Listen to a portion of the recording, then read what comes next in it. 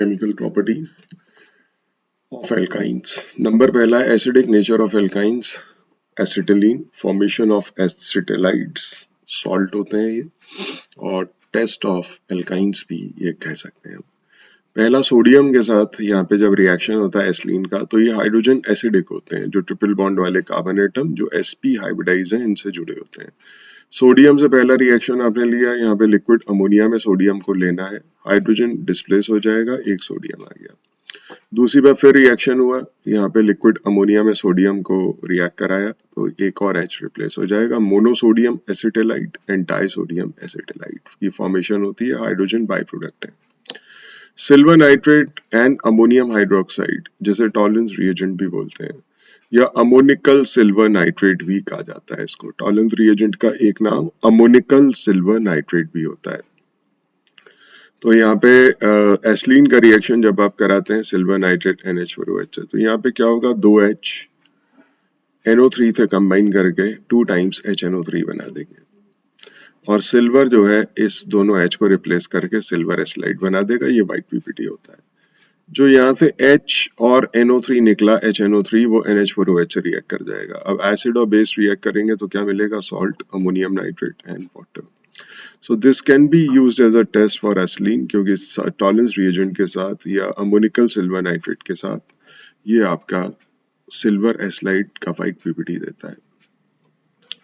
Same है with cuprous chloride and ammonium hydroxide, CO2Cl2 and NH4OH. दोनों H हटेंगे, Cl से कंबाइन करेंगे, HCl बन जाएगा और दोनों जगह कॉपर आ जाएगा. कॉपर एसिलाइड का रेड PPT आपको मिल जाता है. जो HCl बना यहाँ पे वो NH4OH से रिएक्ट करके सॉल्ट एंड वाटर बना देगा. So this can also be used as a test for acetylene. ये red PPT of copper acetylide आपको मिलता है. बी कैटेगरी है एडिशन रिएक्शंस की. तो ये पहली कैटेगरी जो थी, ये एसिडिक नेचर प्रूव करने के लिए अगर एसिलीन का है तो आप ये 3 रिएक्शंस दे सकते हैं. एडिशन रिएक्शंस में एडिशन ऑफ हाइड्रोजन, ये सेबेटियर एंड सेंड्रेंस रिडक्शन पढ़ा था हमने. एल्केन्स में वही है. एसिटिलीन में हाइड्रोजन ऐड करिए निकल 300 की प्रेजेंस में. ये टेम्परेचर 200 to 300 के बीच में कुछ भी हो सकता है. और यहाँ पे इथीन बनेगा, और इथीन में फर्दर हाइड्रोजनेशन आप कर रहे हैं निकल 300 की प्रेजेंस में, तो इथेन बन जाएगा. अगर आप इस प्रोसेस को रूम टेम्परेचर पे कराना चाहते हैं तो निकल की जगह आप प्लैटिनम या पैलेडियम यूज कर सकते हैं, तो ये रिएक्शन आपका हो जाएगा.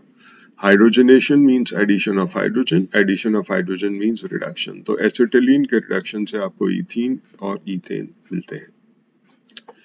एडिशन ऑफ हेलोजन, हेलोजेंस का रिएक्टिविटी का ऑर्डर, क्लोरीन सबसे ज्यादा रिएक्टिव है, आयोडीन सबसे कम रिएक्टिव है. तो जब आप एसिलीन का रिएक्शन क्लोरीन पे कराते हैं, CCl4 सॉल्वेंट है यहाँ पे, CS2CCl4 कोई भी नॉन पोलर सॉल्वेंट ले लीजिए. और यहाँ पे क्या होगा, एक एक H हटेगा, मतलब एक H ऐड हो जाएगा. ट्रिपल बॉन्ड किस में कन्वर्ट हो गया, डबल बॉन्ड में. एक एक वैलेंसी फ्री हुई, एक एक Cl यहाँ पे ऐड हो गया, ये बन गया 1,2 डाइक्लोरोइथीन. अगर आप इसमें दोबारा से क्लोरीन ऐड करते हैं तो ये डबल बॉन्ड किस में कन्वर्ट हो जाएगा, सिंगल बॉन्ड में. और आपको टेट्रा क्लोरो डेरिवेटिव आपको मिल जाएगा, टेट्रा क्लोरोइथेन. और ये इसका IUPAC नेम है. 2 क्लोरीन फर्स्ट कार्बन एटम पे, बाकी 2 सेकंड कार्बन एटम पे. एसिलीन का अगर आप ब्रोमिनेशन कराते हैं तो डिपेंड करता है कि आप जैसे क्लोरीन को CCl4 में लिया, आपने ब्रोमीन को भी CCl4 में ले लिया, तो आपसे 2 ही ब्रोमीन मतलब एक ही मॉलिक्यूल ब्रोमीन का ऐड कर पाएंगे. डबल बॉन्ड के आगे रिएक्शन नहीं चलेगा. तो आपको double bond, triple bond, double bond में कन्वर्ट हो गया, एक एक Br दोनों कार्बन एटम पे ऐड हो गया. 1,2 डाइब्रोमो इथेन आपको मिल जाएगा. दिस इज इथीन क्योंकि डबल बॉन्ड है. और ये आपको ट्रांस आइसोमर मिलेगा. ये देखिए, ये ट्रांस आइसोमर बनाया हुआ है. दोनों Br ऑपोजिट साइड पे, क्योंकि रिपल्शन मिनिमाइज तभी होगा और स्टेबिलिटी बढ़ेगी जब ये दोनों ब्रोमीन ऑपोजिट साइड पे होंगे. जब भी डाई हेलो डेरिवेटिव्स बनते हैं तो मैक्सिमम वहां पे 99% चांसेस ट्रांस आइसोमर के होते हैं. कुछ स्पेशल केसेस में सिर्फ आपको सिस आइसोमर भी स्टेबल मिल जाते हैं. लेकिन अगर आपने ब्रोमीन इन CCl4 ना लेके डायरेक्ट लिक्विड ब्रोमीन आपने लिया, तो आप टेट्राहेड्रल डेरिवेटिव इस तरीके से ऑब्टेन कर सकते हैं. तो कंडीशंस अलग है. ये लिक्विड ब्रोमीन है, ये ब्रोमीन वाटर कह लीजिए या ब्रोमीन इन CCl4 कह लीजिए. तो यहाँ पे आपको सिंगल ये टेट्रा हेलो डेरिवेटिव चाहिए, टेट्रा ब्रोमो डेरिवेटिव, तो लिक्विड ब्रोमीन से रिएक्शन कराइए, और अगर CCl4 इन ब्रोमीन ले रहे हैं तो फिर ये डाई हेलो डेरिवेटिव, मतलब ब्रोमीन इन CCl4। अगर आप आयोडीन लेते हैं ठीक इसी तरीके से, आयोडीन इन CCl4, ये जो रिएक्शन हो रहा है, तो भी आप डाई हेलो डेरिवेटिव तक चलेंगे, क्योंकि आयोडीन की रिएक्टिविटी काफी कम होती है, इस वजह से इसके फर्दर रिएक्शन नहीं मिलती, और ये भी ट्रांस आइसोमर आपको डाई आइडो इथीन का मिलेगा। Addition of halogen acid HCl HBr HI।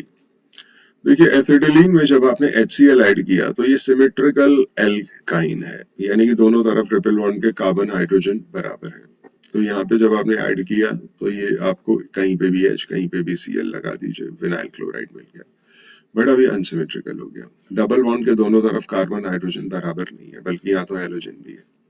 तो विनाइल क्या होता है, अगर आप Cl को छुपा लीजिए, बची हुई चीज विनाइल है। तो इसमें जब आप HCl ऐड करोगे, आप मार्कोनी का रूल फॉलो होगा। अब Cl नेगेटिव पार्ट उस कार्बन एटम पे जाएगा डबल बॉन्ड के जहां पे कम हाइड्रोजन है, इधर। तो यहाँ पे 2 Cl हो गए, इथाइलिडीन डाइक्लोराइड, जेमिनल डाइहैलाइड। आपने पीछे सीखा था मेथड ऑफ प्रिपरेशन में कि इससे हम एसिटिलीन कैसे ऑब्टेन करते हैं, डिहाइड्रोहैलोजिनेशन, एलिमिनेशन रिएक्शन से। और अब आप एसिलीन से वापस ये बना रहे हैं इथाइलिडीन डाइक्लोराइड, जिसे जेमिनल डाइहैलाइड बोलते हैं, जहाँ एक ही कार्बन एटम पे दोनों हाइड्रोजन प्रेजेंट हो। एसिलीन का रिएक्शन जब आप HBr से कराते हैं, अब हमने HBr लिया है तो सेम प्रोडक्ट मिला है, यहाँ पे सिमेट्रिकल एल्काइन है, कहीं पे भी H कहीं पे भी R लगा लो, विनाइल ब्रोमाइड आपको मिल जाएगा, लेकिन अब ये अनसिमेट्रिकल हो गया।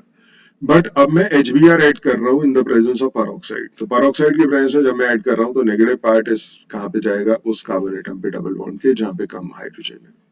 तो Br पेरोक्साइड की प्रेजेंस में कर रहा हूँ तो एंटी मार्कोनी का रूल फॉलो होगा। मार्कोनी का रूल फॉलो होता है, अगर पेरोक्साइड नहीं होता तो Br इस कार्बन एटम पे जाता है जहाँ पे कम हाइड्रोजन है, अब वो इस पे जाएगा, क्योंकि एंटी मार्कोनी ऑफ रूल में नेगेटिव पार्ट मॉलिक्यूल का उस कार्बन एटम पे जाता है डबल बॉन्ड के जहां पे आपके ज्यादा हाइड्रोजन है, तो एक Br यहाँ चला गया। बट ये एंटी मार्कोनी ऑफ रूल सिर्फ HBr के साथ फॉलो होता है, तो आप यहाँ पे HCl और HI मत लेना अगर आपको एसिलीन का कन्वर्जन इसमें करना हो। Ethylene dibromide, this is vicinal dihalide, क्योंकि दोनों हेलोजन एटम एक कार्बन पे नहीं है, जैसे यहाँ पे थे ये जेमिनल था, एडजेसेंट कार्बन पे अगर होते हैं तो ये कहलाता है आपका vicinal डाइहैलाइड। Addition of water in the presence of mercuric salt and dilute sulfuric acid, very important reaction। Acetylene में जब आप पानी ऐड कर रहे हैं तो ये सिमेट्रिकल एल्काइन है, कहीं पे भी H कहीं पे भी OH आपका जुड़ेगा, बट कंडीशंस ये हैं 1% HgSO4 मर्क्यूरिक सल्फेट और 40% H2SO4। सॉल्ट यहाँ पे मरकरी का कोई भी हो सकता है, इवन Hg2 पॉजिटिव लिख के छोड़ दीजिए तो भी चलेगा, बट यहाँ पे 40% H2SO4 60 डिग्री सेंटीग्रेड, एक H यहाँ ऐड हो गया, OH यहाँ ट्रिपल बॉन्ड किस में कन्वर्ट हो गया, डबल बॉन्ड में, ठीक है, कि एक इक्विवेलेंसी फ्री हुई, उस पे H और OH जुड़ गया। This is vinyl alcohol, OH को हटा दो तो बची हुई चीज विनाइल है। विनाइल अल्कोहल का रीअरेंजमेंट होता है, दिस इज टॉटोमेरिक रीअरेंजमेंट, तो यहाँ रिवर्सिबल एरो आना चाहिए, यहाँ रिवर्सिबल एरो आना चाहिए। टॉटोमेरिक रीअरेंजमेंट में H यहाँ चला जाएगा, डबल बॉन्ड इधर आ जाएगा और ये बन गया एसिटाल्डिहाइड। अगर आप चाहें तो ये पूरा का पूरा ना लिख के डायरेक्ट एसिटाल्डिहाइड बना दे तो भी चलेगा, बट रिएक्शन समझने के लिए ये आना जरूरी है कि विनाइल अल्कोहल अनस्टेबल है और वो एसिटाल्डिहाइड में कन्वर्ट हुआ। This is keto enol tautomerism, यहाँ पे कीटो ग्रुप पे एल्डिहाइड में C डबल बॉन्ड हुआ, आप देख सकते हैं ये इनॉल है। इनॉल वो होते हैं जहाँ पे OH group sp2 hybridize carbon atom पे जुड़ा होता है, इन्हें अल्कोहल्स ना कह के इनॉल कहते हैं, और यहाँ रिवर्सिबल एरो आना चाहिए। This is these two are tautomers, ये अनस्टेबल है तो ये स्टेबल उसमें टॉटोमेरिक फॉर्म में कीटो फॉर्म में कन्वर्ट हो गया। अगर आप एक बड़ा एल्काइन ले लेते हैं तो ये खुद ही अनसिमेट्रिकल है, ट्रिपल बॉन्ड के दोनों तरफ कार्बन हाइड्रोजन बराबर नहीं है, पानी ऐड करेंगे मार्कोनी का फूल पहले ही लग जाएगा, तो OH ट्रिपल बॉन्ड के उस कार्बन पे जाएगा जहां पे कम हाइड्रोजन, तो यहाँ OH चला गया, H ऊपर चला गया, ये बन गया अनस्टेबल इनॉल फॉर्म, क्योंकि अगेन यहाँ इस कार्बोएटम की हाइब्रिडाइजेशन sp2 है, OH जहाँ पे जुड़ा हुआ है, और यहाँ पे रीअरेंजमेंट हुआ, रीअरेंजमेंट हुई, रिवर्सिबल एरो आना चाहिए, टॉटोमेरिक रीअरेंजमेंट, दोनों टॉटोमर्स हैं, दिस इज इनॉल फॉर्म, H यहाँ चला गया, डबल बॉन्ड इधर आ गया और ये बन गया कीटोन। तो कीटो फॉर्म आप देख सकते हैं, this is more stable. Even आप ऐसा कर सकते हैं लिखते वक्त आप इतना पोर्शन छोड़ के डायरेक्ट आप एसीटोन बना दीजिए एरो के बाद तो भी चलेगा, डायमिथाइल कीटोन। तो conversion of acetylene to acetaldehyde, conversion of propyne to acetone. Self polymerization, अगर आप एसिटिलीन को रेड हॉट कॉपर ट्यूब में से हाई टेम्परेचर हाई प्रेशर पे पास करते हैं तो 3 एसिटिलीन के मॉलिक्यूल बेंजीन में कन्वर्ट हो जाएंगे। Conversion of acetylene to benzene या aliphatic to aromatic compounds. Propyne, अगर आप एक बड़ा एल्काइन लेते हैं तो 3 मॉलिक्यूल सेम कंडीशंस में high temperature and pressure, but आप ऐसे लिखिएगा जैसे यहाँ लिखा है, और इधर बेंजीन रिंग पे एक एक CH3 और आ गया, फर्स्ट पोजीशन पे, थर्ड पे और फिफ्थ पे। 135 ट्राइमेथाइल बेंजीन कहिए या इसे मेसिटाइलिन भी बोलते हैं। कंबशन रिएक्शन, एसिटिलीन को ऑक्सीजन में जब आप बर्न करते हैं CO2 वाटर, यहाँ पे high amount of heat energy निकलती है। जब भी एसिलीन का कंबशन, इसको कहाँ यूज करते हैं, आपने फ्लेम देखा होगा गैस वेल्डिंग में, जो फ्लेम होती है वो एसिटिलीन को ऑक्सीजन में बर्न करके लाते हैं। ब्राइट लाइट होती है, एकदम व्हाइट ब्राइट लाइट, जिसकी तरफ अगर आप देखेंगे तो हो सकता है थोड़ी देर के लिए आंखों के आगे अंधेरा हो जाए। तो इतनी ब्राइट लाइट ये होती है, ऑक्सीजन में बर्न करते हैं और इतनी इनॉर्मस हीट निकलती है इसमें एसिटिलीन के कंबशन में कि वहां पे जो गैस वेल्डिंग जब की जाती है उसमें एसिलीन को हम ऑक्सीजन की वजह से बर्न करने पे जो हीट मिलती है उससे मेटल्स को पिघला सकते हैं और वेल्ड कर सकते हैं। इतनी हाई हीट निकलती है, तो गैस वेल्डिंग में ये रिएक्शन यूज होता है।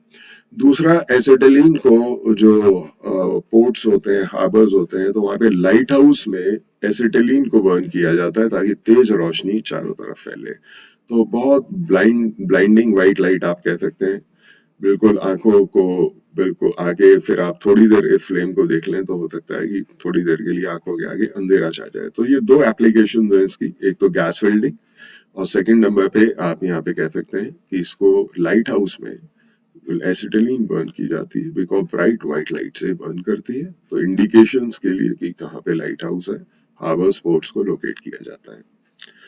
ऑक्सीडेशन, अगर आप एसिटिलीन का ऑक्सीडेशन करते हैं in the presence of cold alkaline K M N O four, यानी कि ये बेस रिएजेंट कह सकते हैं आप इसे, अगर ये 1% एल्कलीन केमिनोफोर 1%, तो बेस रिएजेंट है, अगर 2% है 3 है तो नहीं। तो 4 टाइम रेजेंट ऑक्सीजन अगर यहाँ पे लेते हैं तो एसिटिलीन को ऑक्सैलिक एसिड में कन्वर्ट करते हैं, तो कन्वर्जन आता है convert acetylene to oxalic acid, इस रिएक्शन से हो जाएगा। बट यहाँ पे कोल्ड एल्कलीन केमिनोफोर है। अगर इसी को आप हॉट एल्कलीन केमिनोफोर कर देते हैं तो फिर यहाँ पे ये फॉर्मिक एसिड में कन्वर्ट हो जाएगा, क्योंकि बॉन्ड जो है बीच वाला ये टूट जाता है। तो जिसकी वजह से conversion of acetylene to oxalic acid पीछे था और यहाँ पे फॉर्मिक एसिड है। बस ये है कि यहाँ पे बॉन्ड नहीं टूटा तो दोनों कार्बन जुड़े रह गए, बट यहाँ पे बॉन्ड टूट गया हीटिंग करने पे, तो ये फॉर्मिक एसिड में कन्वर्ट हो गया। इंडिविजुअल एक एक कार्बन एटम अलग अलग फॉर्मिक एसिड बना देगा। ओजोनोलिसिस, ओजोनोलिसिस में जब आप ओजोन ऐड करते हैं एल्काइंस में तो ट्रिपल बॉन्ड पे अटैक होगा, 2 बॉन्ड टूटेंगे, एक जुड़ा रहेगा कार्बन कार्बन से। 2 बॉन्ड जो टूटेंगे उसमें 3 ऑक्सीजन देखिए किस तरीके से यहाँ पे ऐड हो रहे हैं, एक ऊपर और 2 नीचे। तो ये एसिटिलीन का ओजोनाइड बन गया, जिसकी हाइड्रोलिसिस अगर आप कराते हैं जिंक की प्रेजेंस में तो जिंक क्या करेगा, इस ऑक्सीजन ऊपर वाले को लेके क्या बना देगा, ZNO, ZNO यहाँ पे बन जाएगा। और ये जो है, अब ये यहाँ से वैलेंसी फ्री हुई, इधर से बॉन्ड टूटा, इधर से बॉन्ड टूटा, तो बीच में क्या आ गया, डबल बॉन्ड, यहाँ पे भी डबल बॉन्ड आ जाएगा ये बॉन्ड टूटने से, और ये बन जाएगा ग्लाइकोल। तो ओजोनोलिसिस ऑफ एसिलीन या फिर कन्वर्जन ऑफ एसिलीन टू ग्लाइकोल, ये आप इसको इथेन 1,2 डायल में से के नाम से भी आ सकता है और ग्लाइकोल के नाम से भी आ सकता है। अगर आप डिस्टिंग्विश करना चाहते हैं यहाँ पे एल्केन, एल्कीन और एल्काइंस को, तो ऊपर वाले फर्स्ट और सेकंड जो 2 टेस्ट हैं 1 और 2, ब्रोमीन वाटर और एल्कलीन पोटेशियम परमैंगनेट के साथ, इनके ओरिजिनल कलर रेड होता है ब्रोमीन का और इसका पिंकिश पर्पल होता है। तो जैसे ही आप एल्केन्स को डिस्टिंग्विश करना चाहते हैं एल्कीन से या फिर एल्काइन से, मान लीजिए यहाँ पे इथेन और इथाइन का डिस्टिंक्शन करना है या इथेन और इथीन का करना है, तो दोनों अनसैचुरेटेड वाले डीकलराइज कर देते हैं इनके कलर को, बट एल्केन नहीं कर पाता। तो एल्केन का डिस्टिंक्शन एल्कीन के साथ या एल्केन का डिस्टिंक्शन एल्काइन के साथ पहले 2 टेस्ट से कर सकते हैं। बाद के जो 2 टेस्ट हैं सिल्वर नाइट्रेट, ये टॉलरेंस रिएजेंट, और ये आपका सिर्फ एल्काइन से देता है। तो अगर आप एल्केन का डिस्टिंक्शन मतलब एल्कीन और एल्काइन को डिस्टिंग्विश करना चाहते हैं केमिकली, तो पहले दो टेस्ट तो काम नहीं करेंगे, दोनों एक सा परफॉर्म कर रहे हैं। तो यहाँ पे इसमें एल्कीन और एल्काइन को डिस्टिंग्विश करना है, तो आप टॉलरेंस रिएजेंट लीजिए, ये व्हाइट पीपीटी देगा जो भी एल्काइन है, और क्यूप्रस क्लोराइड जो है वो आपका रेड पीपीटी दे देगा। तो इस तरीके से आप डिस्टिंग्विश कर सकते हैं एल्कीन और एल्काइन को यूजिंग 3 and 4 टेस्ट।